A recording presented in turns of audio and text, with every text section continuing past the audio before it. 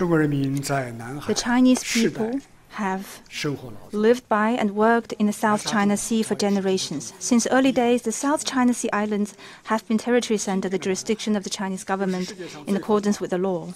Nowadays, the South China Sea is the busiest, safest, and freest waterway in the world.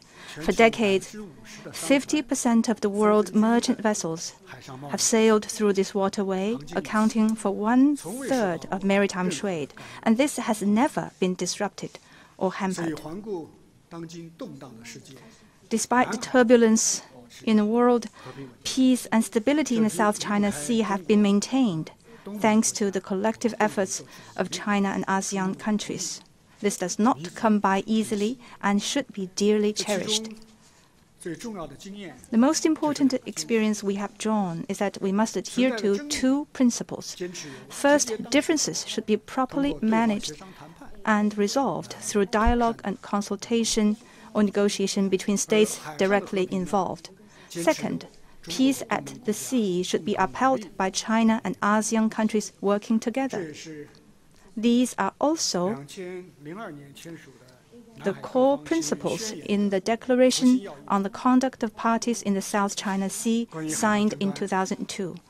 On maritime disputes, China has been exercising a high degree of restraint.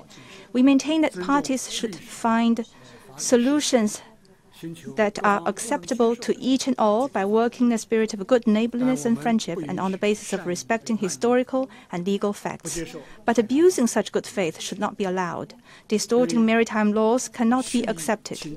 In the face of deliberate infringements, we will take justified actions to defend our rights in accordance with the law. In face of unwarranted provocation, we will respond with prompt and legitimate countermeasures. We also urge certain countries outside the region not to make provocations, pick sides, or stir up troubles and problems in the South China Sea. On upholding peace and stability in the South China Sea, it is important that China and ASEAN countries continue to implementing the DOC and at the same time accelerate negotiations on the COC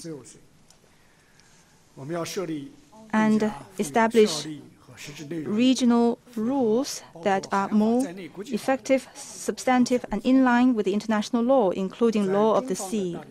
With strong efforts from China,